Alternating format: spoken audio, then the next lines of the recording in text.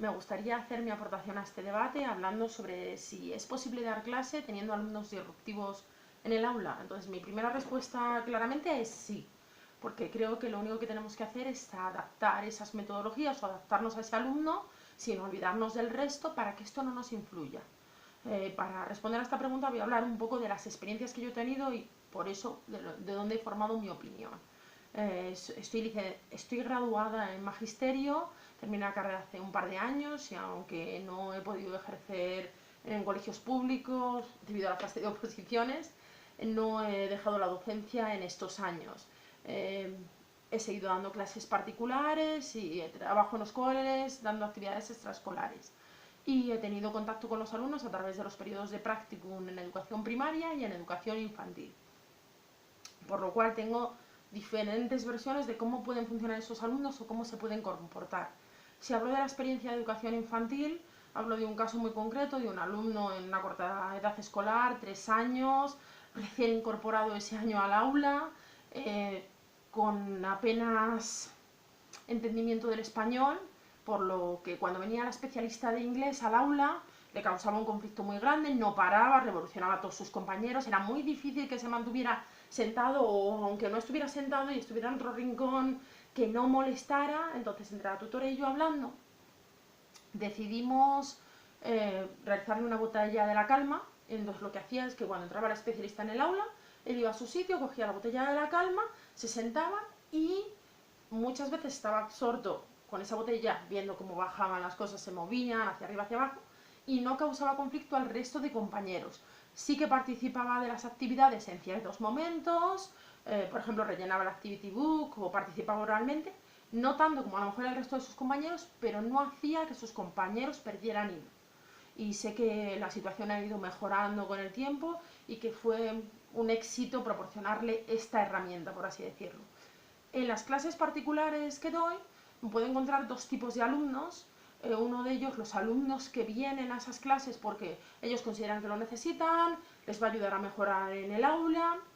Entonces ellos no te crean ningún tipo de conflicto.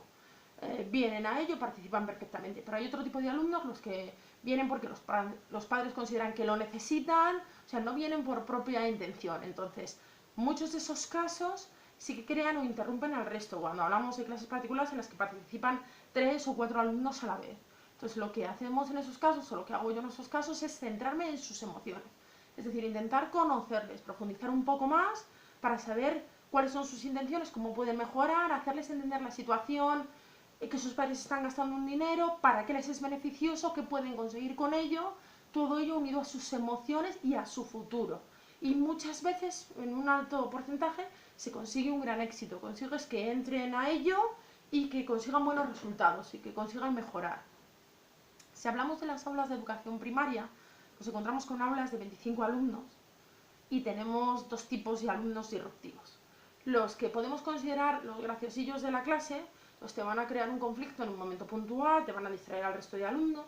Pues como hablaba mi compañera Ana, es muy probable que con una coevaluación formada por el resto de compañeros de clase se consiga frenar a esos alumnos, porque se sientan de menos, es decir, sus compañeros no les valoran, no quieren participar con ellos y de esa manera se les consigue frenar. La verdad es que surge un problema porque lo normal es que con estos alumnos sí que surge un grupo que normalmente les sigue. Entonces es bueno ponerle freno pronto, ¿vale? Que sepa que eso no se tiene que hacer, hacérselo entender al resto de compañeros para que esto no coja mayor alcance.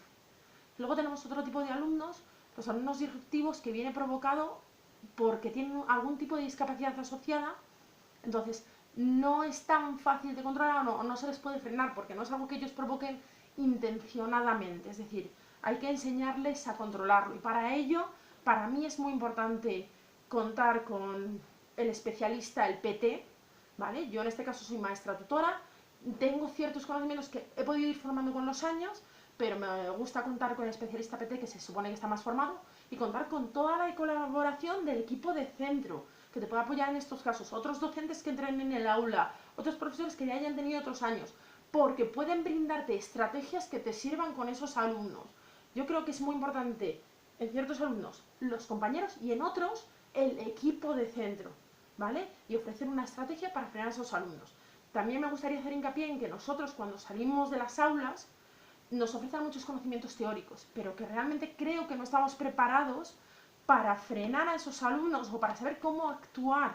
Entonces, que eso lo vamos aprendiendo con el tiempo, unos con otros, investigando, hablando, buscando cosas. Y eso lo produce el tiempo, confiando en otras personas que ya han intervenido. Entonces es muy importante esa actuación, ¿vale? Y esa preparación. No sé si eso se debería hacer también en las aulas cuando se nos imparte clase, en la formación como profesores. Muchas gracias.